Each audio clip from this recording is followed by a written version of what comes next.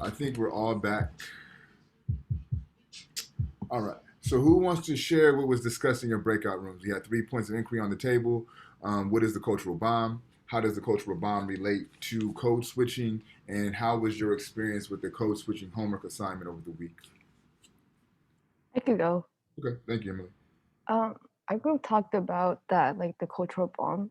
It's Okay. kind of like the process of like wiping out identities and like pre-colonial histories, and then we say that because it takes away like people's belief in their names, languages, and like also like the environment around them. Absolutely. I think that's perfectly articulated, Emily. You're spot on.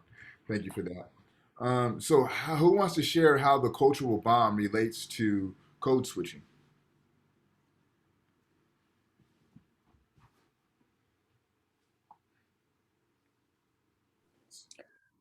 Well, in both cases, people have to change the way that they speak and express themselves in order to assimilate and advance themselves. Yeah, I think that that notion of assimilation, Serena, is very important for both code switching and that, and the cultural bomb. So thank you for that. And then I'm curious to hear how your assignments went over the week, far as not code switching when you normally would code switch. Who wants to discuss that?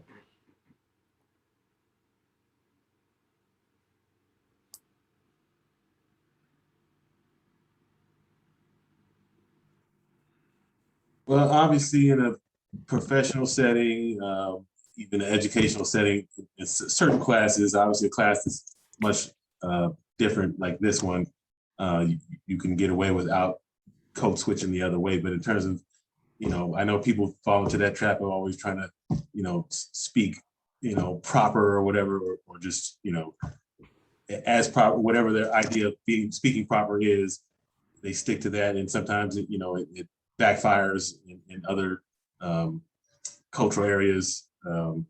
Just in their lifestyle, they might just use it too much, and it sort of changes them from within. Um, did you? So who tried to not code switch? Who tried to actually not code switch you normally would? And what was that experience like for you? Um, that kind of felt uncomfortable. Okay. So Yasmin, what was your environment? Where were you at, and how were you not trying to code switch? Can you explain that to us? So I was at the student store and I was talking to my friend in Spanish, and I felt like I felt out of place because I knew that I was supposed to like talk English in that area. Okay. Did anybody say anything to you, Yasmin? Did anybody look at you crazy? Like, Yeah, they looked at me like they turned their heads and were like, "What?" yeah, yeah, and yeah, yeah. And I think what we're trying to get to is like one of two things. Where one, you're just so comfortable that you don't care what they think fundamentally, right? That's really where we would want to get, and then ultimately on a larger scale, kind of manipulate society in a way that where everyone's culture is appreciated and authenticated. Let's get one more. Who else wants to share how their experience went trying not to code switch?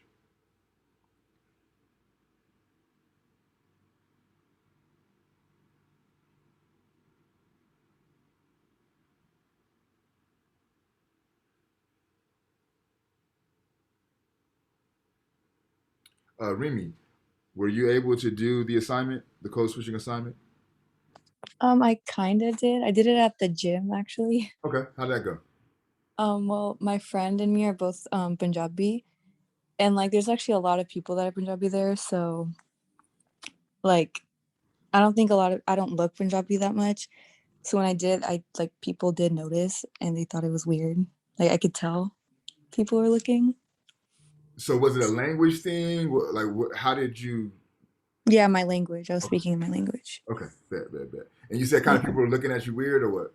Yeah. Yeah. What were they non-Punjabi people who were looking at you weird, or were they actually people from that culture? People from my culture actually.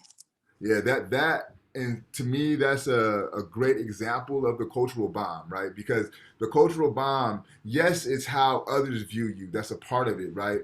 But the more fecund element of the cultural bomb is how the culture that's being affected by the cultural bomb begins to police themselves, right? They begin to devalue their own culture. And that's where it gets really sticky, and which leads to things like code switching. So thank you guys for those who shared. Remy, do you want to say something else? Oh no, I'm good. Okay, cool. Good, thank you. So let's transition into the notes for the reading. This reading passage is taken from this book, Decolonizing the Mind, the Politics of Language in African Literature. The author is Ngūgī wa Thiong'o. He's a Kenyan-born intellectual. He is a professor of literature at University of California, Irvine. So he's also local, just like Karenga, someone who you could reach out to and establish some correspondence.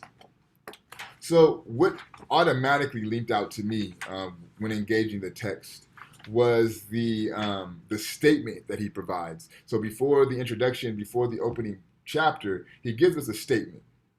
And then in his statement, he says, "This book, Decolonizing the Mind, is my farewell to English as a vehicle for any of my writings. From now on, it is Kikuyu and Kiswahili all the way," right? And for me, what this symbolized was Ngūgī saying, I'm no longer code switching, right? I'm going to produce my text exclusively in my native tongue, right? And that kind of bleeds in from the homework assignment that I had you guys do over the week. And then he kind of positions us in this reality in a critique, really. And he says that, the experiences of Africa are always compartmentalized between tribal conflicts. So something happens in Uganda that's understood as a rift between tribe A and tribe B. Something happens in Ethiopia is understood as a rift between tribe C and tribe D, right? And he says that's inaccurate, and what it ultimately does, it allows for the imperial forces that set these tribes in place to be effaced. So instead of focusing on who created these tribes and who created these tribal rivalries and divisions, you focus on the tribes themselves. And this phenomenon is no different from what happens in America, right? So in America, we focus on things like black on black violence, Bloods versus Crips, et cetera, et cetera. But what we don't pay attention to is how these oppressive forces will come in and further establish these rivalries and rifts, right? There's a long historical record of the LAPD explicitly when there are gang truces between Bloods and Crips. The LAPD will come in and do things to undermine those truces. For example, I've heard stories of the LAPD pulling over a well-known gang member, taking his car, right? And going into the rival hood and doing a drive-by in that individual's car to undermine the peace, right? The truce that was been established. So when Ngūgī is saying the same thing happens in Africa, right? The British will come in and say, well, this side is Tutsi, this side is Hutu, right? And I'm going to give the Hutu all the resources and make you fight against the Tutsi, right? So what Ngūgī is saying is, by always focusing on these tribal conflicts, you don't focus on the imperial forces that come into play and establish these conflicts. And then Emily provided us a great articulation of the cultural bomb, but I'm going to just read the passage on page 3 that this comes from. It's the first full paragraph on page 3. He says that the oppressed and the exploited of the earth maintain their defiance, liberty from theft. But the biggest weapon wielded and actually daily unleashed by imperialism against that collective defiance is the cultural bomb. The effect of a cultural bomb is to annihilate a people's belief in their names, their language, in their environment, in their heritage of struggle, in their unity, in their capacities, and ultimately in themselves, right? So the cultural bomb is designed to annihilate a people's belief in their culture, right? Whether it's apparent in their names, in their languages, in how they relate to themselves and how they relate to their environment, right? They say that the 3 vestiges of enslavement for African people are your religion, your language, and your names, right? So before African people came to this country, we had African names. Then we come out after a couple of years here with names like Johnson, Williams, etc., right? Before African people were brought to this country, we spoke African language. We all come out after a few years speaking English. Before African people was brought to this country, we had our own African spiritual systems. We had Ifa, we had Akan, right? We come to this country for a few years and then we're all Christians, right? So these are also the effects of that cultural bomb to annihilate one's culture. And then he says something that kind of ties me back to last week's reading. He says, the choice of language is central to a people's definition of themselves in relation to their natural and social environment. Indeed, in relation to the entire universe. So your language will dictate how you relate to one another, how you relate to the environment, and how you relate to the universe. So May says your language will dictate how you view reality. Right, so to me, I read those very similar and almost one and the same. In the chapter itself, he points us to a contradiction that he found. And he says he found this contradiction at a conference of African writers of the English expression. Right, and he says there's a fundamental contradiction at play. One is African writers writing strictly in English. That's one contradiction. But also, he says, and Ngūgī himself was able to attend the conference.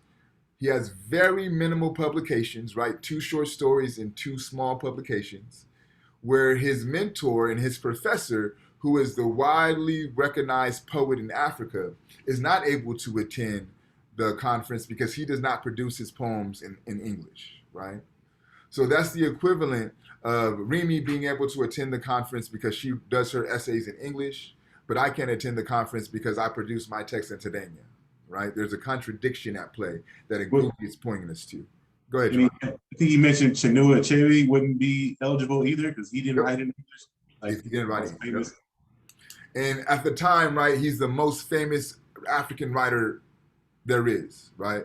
Not only in the continent of Africa, but throughout the world. His text, Things Fall Apart, becomes a worldwide, well-renowned text, and he wouldn't even be able to attend the conference, right? So good call out, Jelani. Thank you. And then he poses this question. I think it's a very profound question, and it's a great example of intellectual work, right? The question that he poses: how did we, as African writers, come to be so feeble towards the claims of our languages on us, and so aggressive in our claims on other languages, particularly the languages of our oppressors, of our colonization, right? So how is it that we as African people are aggressive in defending the English language, aggressive in defending French and Spanish, right? But we're feeble when it comes to defending our own native language, Kikuyu, Tadenya, whatever the case may be. There's a problem, Ngūgī says. And how this becomes useful for you all intellectually, right? As I mentioned throughout the semester, there's 3 ways to pose questions. 1, I don't understand this, so I'm posing this question. 2, posing a question that will unveil more research. And then 3, a question for critique. And if you think about the question that Ngūgī poses, it's very, very clearly situated in the 2 latter forms of questions, right? A question that could produce research. So if Ngūgī wanted to, he could do a whole nother book on how African writers become so feeble towards their own native languages, right? A question that produces more research. But then also, this question is a critique. He's critiquing the African authors who only choose or who desire to defend the English language, right? So as intellectuals, as scholars, as thinkers, I want you guys to begin to evolve your questions to start to do the work of the latter 2, right? To produce a research or to produce a critique. That's what your questions should do as you get further along in your intellectual practice. And then to close it out, I'll read you this passage. I'm going to ask you a question. So he says in closing, in my view, language was the most important vehicle through which that power fascinated and held the soul prisoner. The bullet was the means of the physical subjugation. Language was the means of the spiritual subjugation. So again, bullet was the means of the physical subjugation. language was the means of spiritual subjugation. So I would ask you guys, what is Ngūgī up to with that little passage? Language is the means of spiritual subjugation. The bullet is the means of physical subjugation. And I think it would be helpful to really understand what he's saying. We have to know what subjugation is, right? So somebody provide me a definition or example of subjugation. What does it mean to be subjugated or to subjugate someone?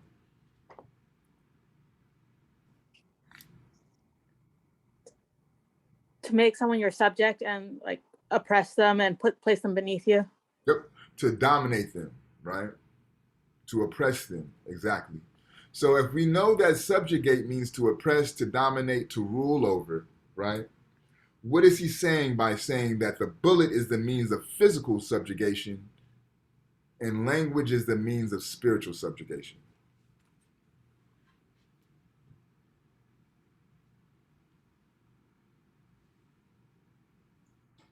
I know you were saying that the bullet sort of opened the front door, or got them into Africa, and then they realized that using language could go a lot further and more subtly and just have a long-lasting effect, which it did. Yeah, absolutely, Jelani. Right. So they kicked down the door with the bullet, right, to get the body to come under their control, and they use language to manipulate the soul, right? And if you think back to last week, I made the example of the missions, that project that we all do in California in 4th or 5th grade. That's the equivalent of sending African people to a plantation to do research, right? It's the same source of subjugation, right? Because when the indigenous people came to the missions, right, they were viciously beaten for speaking their native language, right? Their soul was subjugated because they could not think in the language that was natural to them. English was forced upon them, right? So that's the way that they would be able to go in and suppress and oppress the spirit. So those are my notes on the readings. We'll transition into our fishbowl. Do know with your fishbowl, you could literally read from your journal. You could talk about what was discussed in your breakout rooms, or you can mention anything that was discussed in my notes. You have to do 2 a semester. You have 1 time to pass on the fishbowl. Are there any volunteers to fishbowl?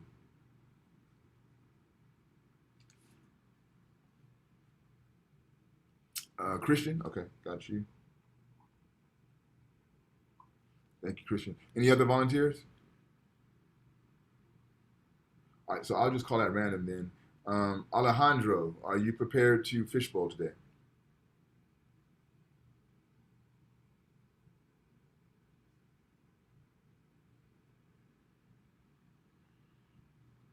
Alejandro, are you prepared to fishbowl today?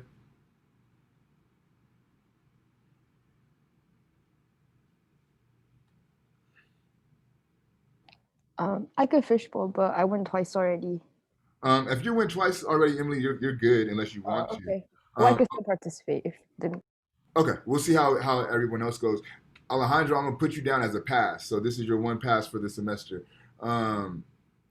Ruby, are you prepared to fishbowl?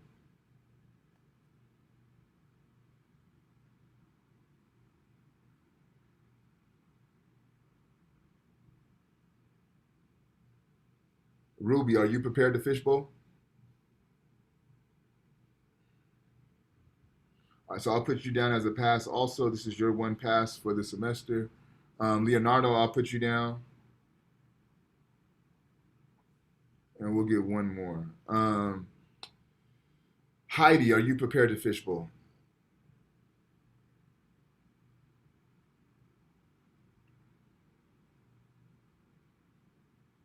Okay, so Heidi will put you down as your 1 pass for the semester as well.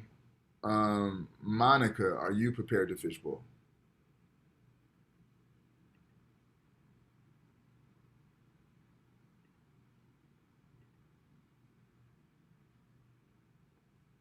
Monica, are you prepared to fishbowl?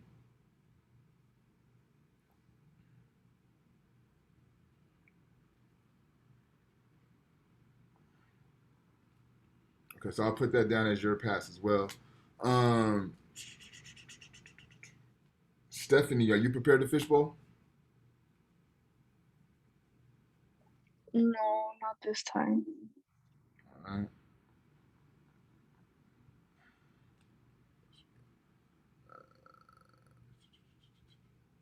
Cassandra, are you prepared to fishbowl? Yeah, I can fishbowl. Okay, perfect. So that will close out our fishbowl. We have Christian, Leonardo, and Cassandra. Whoever wants to start, it's on you. I just wanted to start by saying that I thought this reading was probably like the most confusing one out of all of them. But I'll start by saying I thought that in in this excerpt, Ngūgī shares to the audience, which I thought was African writers, that they needed to start writing their African literature in their like own language. And he does this to show like the importance of power of African language and the connections to their past.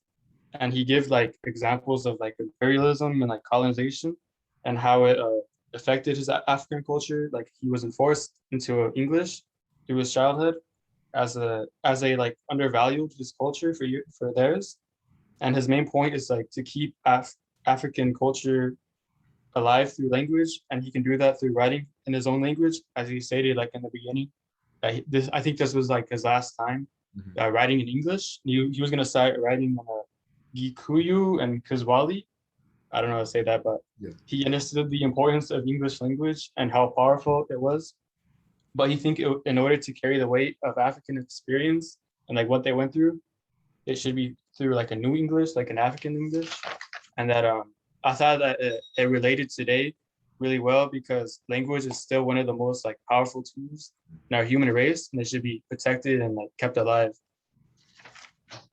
Thank you, Christian. Good job, man. Who's next? I want to reflect on what we talked about, how a lot of us, especially like intellectual people, are defensive of the English language. And I feel like Ngūgī points out like this hypocrisy and the power that the English language has. It's like this illusion of intellect. Mm-hmm. And I think it was Serena and I in the breakout room. We discussed that it's usually like the English language is usually associated with academia. So scholars and writers abandon English. Like they might feel like they're regressing or holding themselves back, but like we all know that's not true. So it does kind of hold up like the status quo, like English is like the pinnacle of knowledge, intellect. I also have some notes here that the appraisal of English language acts as like validity of a subject matter. If a story is written in another language, it will take years, if not like ever reach the English speaking audience. You bring up a really good point, Cassandra, in the sense of like accessibility, right? Especially for those engaged in intellectual projects, those who are considered writers, right? The stance that Ngūgī's taking to no longer produce text in English, it almost is going to demarcate his ability to be global, right? Because Right. to be accessible, for the text to be accessible for those who are English speakers, I couldn't read this if it was written in Kikuyu, right? So you're picking up on something that's very important, especially for writers and for those who producers of thought, right? If you want your project to be accessible, English is going to be the medium that you use because it's most widely recognizable. But how profoundly dope is it that Ngūgī's like, you know what, fuck that. I'm going to write to my people, right? And I'm going to write, and I think also Christian picking up on the audience, right? It's very important to be have an understanding of who the audience is because that's going to help you understand the text a lot more. So I think those are two very good call outs. Leonardo, it's on you, man.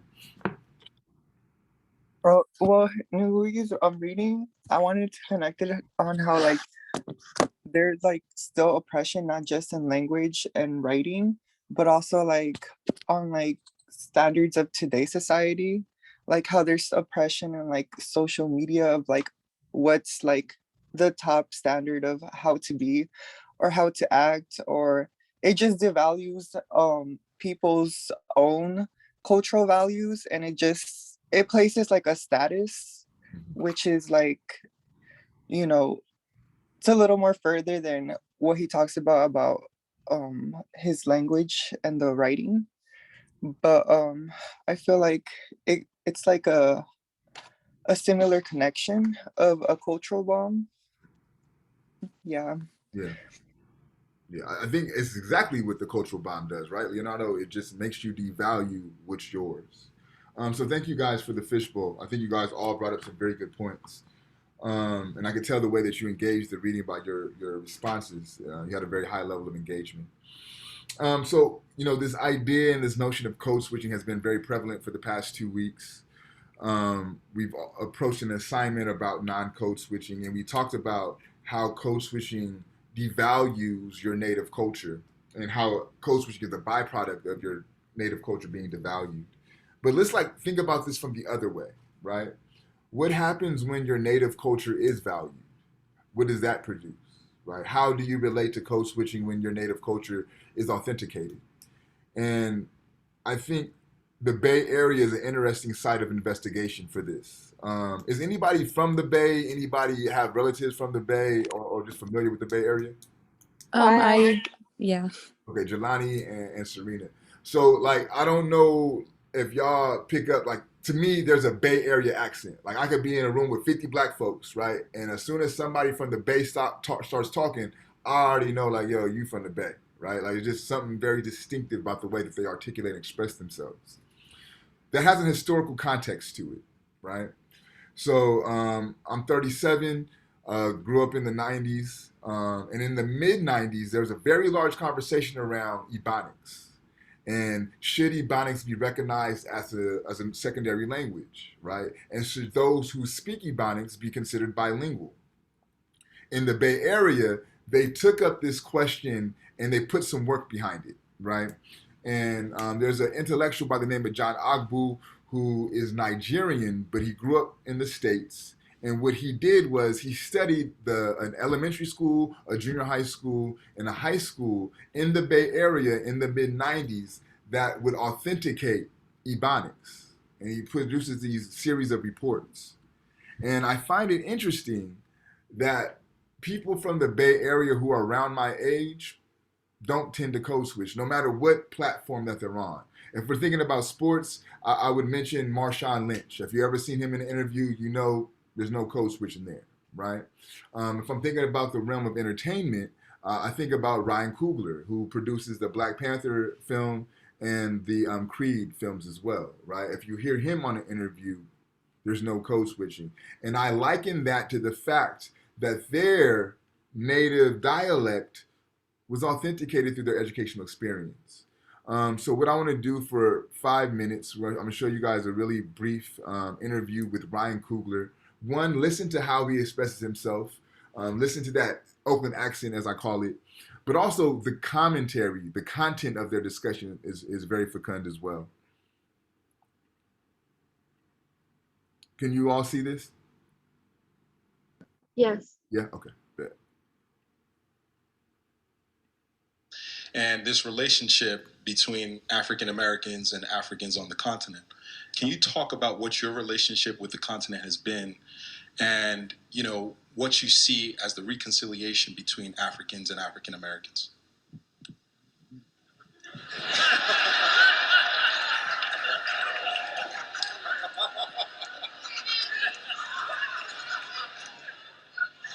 I mean, that's heavy, man. I remember having a conversation about my own identity when I was very young, man. My parents had to sit me down and have a, your black conversation. You know what I mean? And I think that it's a conversation that parents have to have in this country, and I think all over the world. Because it's a real thing. If you don't understand, not the fact that your skin looks like this, but if you don't understand the fact that the world is going to treat you a certain way because of that, and you have to be ready for that. It could cost you your life if your parents don't have that conversation with you. And so I had that conversation at an early age, and what I found was, I was a curious kid, and so it's like, we African American, and I was big on why, like, what does that mean? You know what I mean? And so we come from the continent of Africa. We come from this place that you see on the map in school and that you see, on the globe at home. But I was in the Bay Area. I was as far away from from the continent as you could be, you know, and still find black people. You know what I mean? Like next thing you hit is Hawaii, I guess. You know what I mean? And, you know, I had a lot of pain inside of me due to not being able to, you know my ancestry and only being able to access that wound. And what we were taught, not to be long winded, you know, but what we kind of taught about our own African American culture is that it's a bastardized culture. We taught that, you know, we lost, you know, the things that made us African. We don't have them anymore. You know what I mean? Like we had to make do with the scraps. And when I sat down with Marvel and said, hey, yo, for me to write this script, I need to go to the continent. I need to go like right now. You know, they were like, man, you know, go. And I went and started in South Africa because, you know, it was really because Chadwick and Civil War and Dr. John Connie, they speak Xhosa, the dialect on the continent. And I went, you know, I started there. I started there, and what I found was you know, what I found as soon as I got there and I started, you know, and I was by myself, you know, and I was hanging out with cats that was working in a hotel, and they took me back to their township, and they were like, hey, let's go do the ritual. We're gonna go do the ritual. And I'm like, oh, ritual. So I'm expecting like painted face and you know, like you know, I'm expecting to go all the way in. And what we pulled up at our house, and it was a bunch of young cats standing outside, you know what I'm saying? So I'm like, this feels familiar, you know? And then, you know, we go in and we walk to the house, and then all the OGs, you know, I say from age like 50 to 70 was sitting in one section.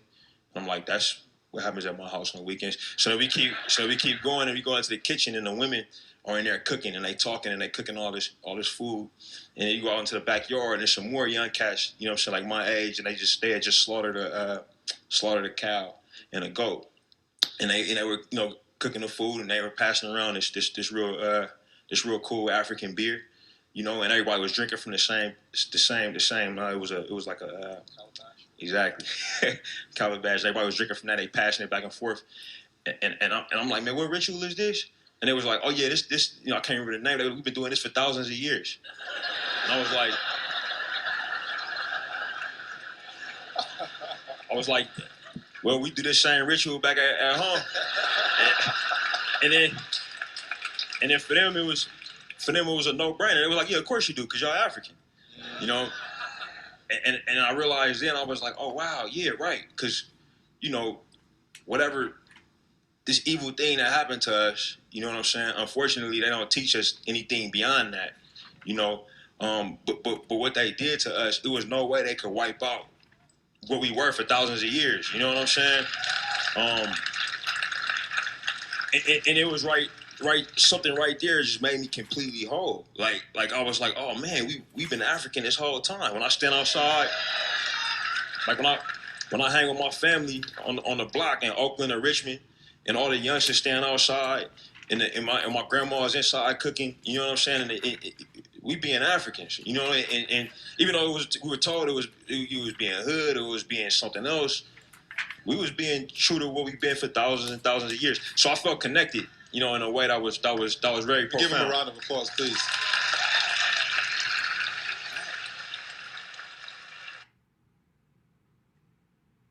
All right, so it kind of give you guys an idea of what I'm talking about when I say that Oakland accent. But again, right, you would say that the interview is a professional setting, no? He's being himself. Like, if you're paying close attention, he's being so much himself. He almost said nigga like 3 times on the slide tip. He had to kind of scale himself back, right? But let me ask you this. From listening to him, the interview get the impression that he was unable to do his job as a producer.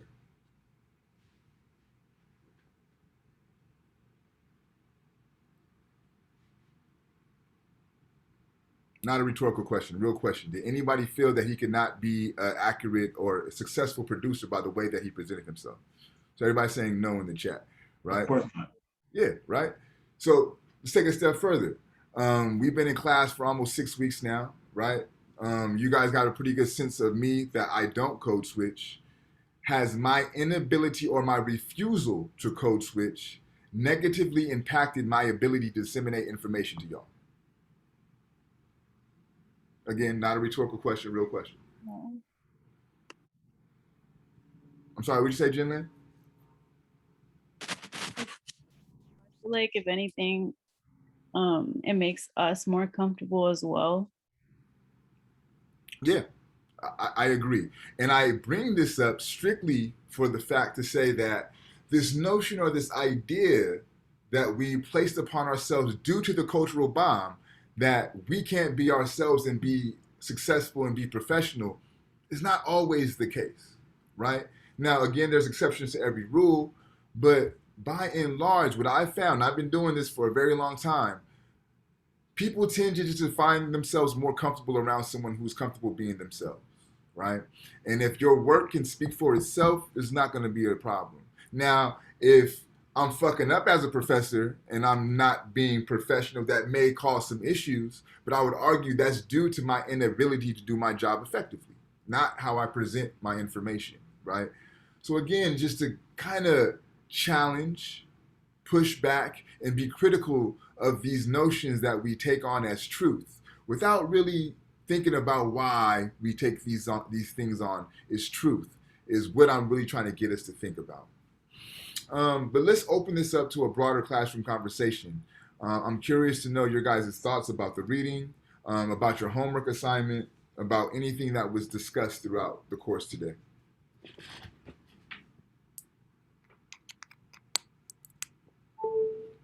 And you could be volunteered or voluntold. It's up to y'all. I thought one thing that was interesting that Ngūgī mentioned was deciding whether to think African and then translate it into English or think in English, you know, and go from there. And so obviously he decided that thinking in African and painstakingly translating that into English so you get the precise definition of the expression, that's important, I guess. Yeah. If you're gonna meet him halfway. Yeah, and I think that's to kind of address what I was mentioning earlier in the space of accessibility, right? Like, because he's still a writer, and he still has to publish, and he still has to sell text, so you want it to be accessible. But I don't remember who said it. Christian, actually, who said, I believe, how it was kind of confusing, the reading was for him. And I would agree with that. Even myself, I found myself like reading certain parts of it over and over again just to kind of make sure I'm understanding what he's saying. But what that made me think about as I was doing the reread is like how much of the confusingness of it is due to Ngūgī trying to mentally translate from Kikuyu to English, right? Is that, so maybe the way that it's phrased, the sentence is structured in Kikuyu is this certain way, which sounds a little bit off to me in my English ear. And maybe that is leading to some of the confusion that we're experiencing as readers as we engage the text. Christian, what was your confusion, while you're trying to engage the text? What did you find to be most confusing? Exactly what you said. Like I had to reread like a lot of the stuff, and like I didn't really understand it. Yeah. And for me, it's the structuring of that sentence. It seems a little odd, but again, I just think I would attribute that to more than anything translation, right? Other thoughts, Stephanie. What did you think about the reading, the video, just anything that was covered today?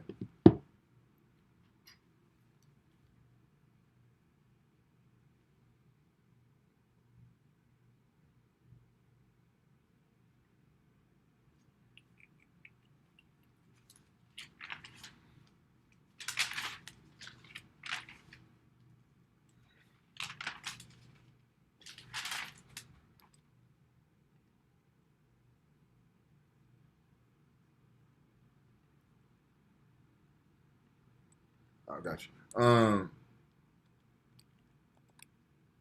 Yasmin, what are your thoughts about what was covered today?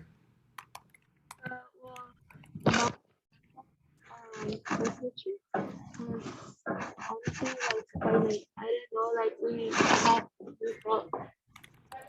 I didn't know like that society like made us close with so much that I don't really know if I'm actually like part of my own culture. Like I feel like I have to be a specific person to like blend in with everybody else.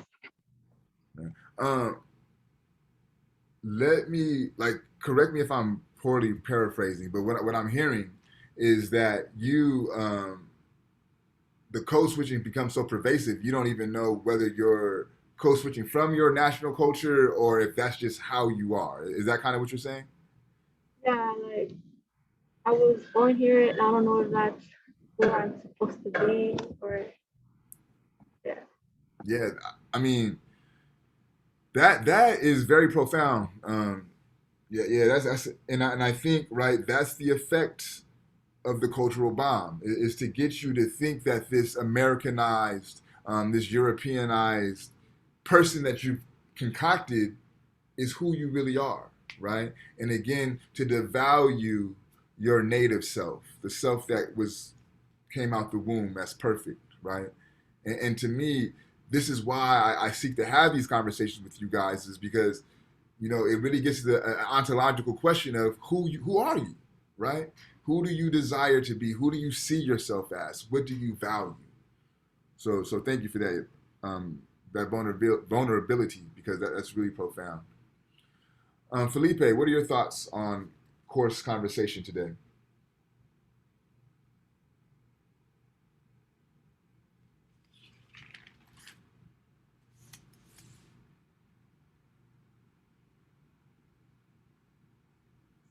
I got a quick question about another Bay Area scholar that doesn't person that doesn't code switch, Harry Edwards, who's very, straight to the point, master of the English language and doesn't really fall into, I mean, I know he's an older generation and doesn't really, hasn't grown up in the 90s in Oakland, but it just seems like he is so the opposite, but gets away with it.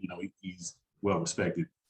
Yeah, and I think kind of like what I was saying earlier, like you could, when your work supersedes you, you have a lot more leeway, right? Like there's no one that could, not like you said, no one could argue his intellectual ability. No one could argue his mastery of the English language, right? Like it's evident in his work.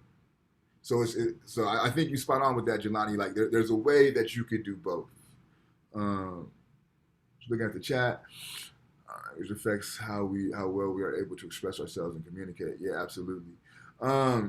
For my bilingual individuals on this call or in the class, I know Remy, you mentioned that was part of your code switching activity. How is the cognitive process, right? The thinking process? Is there a different mental process that goes in speaking your native language then it goes into processing the English language? Do you find that cognitive process the same, or is there a shift that has to take place when you go through that? Anybody who's bilingual could address this question. I believe for me it's like the same. It's the same because I speak like 4 languages and. Yeah. Okay, so you speak 4 languages? Yes, 4 For languages. me, it's 2. And it's the same either way. Yeah, it doesn't really change anything. Okay. Yeah. Okay, that's interesting. Because I've always thought about that. Like, what is, and I guess it's different from being bilingual and then being forced into a certain type of language, right? To where, for me, and I don't know, I'm not bilingual, so I can't say, but like when I think, naturally I'm thinking in English, I hear English, right? So I wonder, I've always wondered for those who are bilingual, like what's the first voice that you hear when you think about something, right? Is it the English language? Is it the native language? And then what's the process of trying to readjust to what you hear in your head to make sure that what you want to come out your mouth is aligned, right? I've always been curious about that. But y'all say it's the same regardless, huh? It's interesting. Go ahead, Leonardo. It's on you. Oh, well, I feel like it also depends like what language, because I'm studying Japanese and like the way they say their sentences, it's like I think the noun goes first. So like it's like if you like say like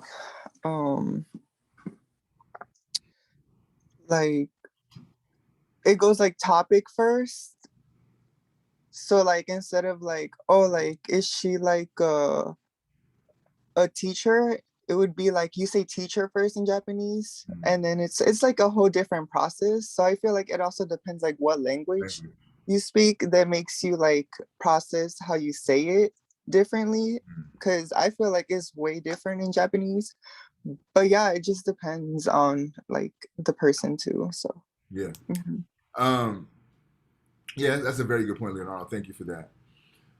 Sebastian, what are your thoughts about what was covered today in course conversation?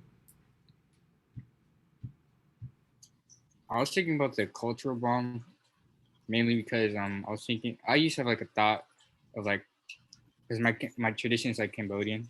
Mm-hmm. I was thinking nowadays not many people go to temples and stuff, and as we get older, the tradition slowly dies out because we're not really or kids in my generation don't really care or value in the tradition anymore. Yeah, that's a profoundly deep point too, because if you think about, for example, Ma'at reading, you think about the teaching of Ptah-hotep, right? Those are very much about teaching the next generation. And what Sebastian is pointing out is how what the cultural bomb has done is created a severance between the older generation continuing the traditions and passing them down to the younger generation, the younger generations continuing those traditions and passing them down, right? So that's a very keen example of how the cultural bomb could eradicate tradition, right? And then now everybody's existing in this modern American lifestyle, and they forgot about the things that give them their cultural uniqueness. And that's to me, right? That's very damaging for a culture once the younger generation doesn't understand, the importance of certain values within certain cultural traditions. Is that sort of why? I mean, I know the African experience is so long, 500 years, that so much has been lost that sort of like Karenga came up with, decided we got to do something about it and reestablish a culture, because the African American culture, I mean, being 500 years strong, that's a legit world culture. You can argue that, and so I guess Karenga is sort of leading that charge of defining it. And I think, especially too, like if you know the history of Karenga and the history of the US organization, right? Like they were very much about what they call cultural nationalism. So for them, the way that we combat our oppression is by embedding ourselves in this African culture. And a lot of the rift between them, the US organization, and the Black Panther Party was, for the Black Panthers, y'all involved in this cultural revolution where you're wearing dashikis and you're taking on African names, but you're not dealing with the politics of oppression, right? And how Karenga and them answered that was, yeah, we are dealing with the politics of oppression, because understanding your culture, that's political within itself. So that's a very, very good call out, Jelani. In fact, how you articulate the African American culture going global is a central part of our readings for next week, and it's this idea of Creole, right? That we're going to get into. That Edward Glissant, who's actually his birthday was yesterday, that he's going to articulate in a very profound way. Let me show you guys what the reading is for next week.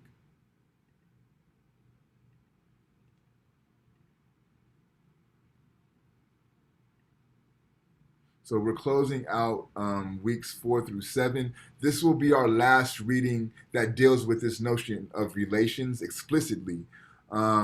Again, this is from Edward Glissant. He's a Martinican poet, intellectual philosopher. The book is titled The Poetics of Relation. The passage that we're reading is called The Open Boat. I do want to advise you, though, it's not long, but it's dense. And it's dense because it's a poetic, right? And the way to think about a poetic is just combining poetry and an essay, and that produces the poetic. So don't think literally for everything. Think very metaphorically, think very figuratively, because this is how Glissant is articulating his thoughts. All right, so that's for your next week. I'll email that out to you guys sometime.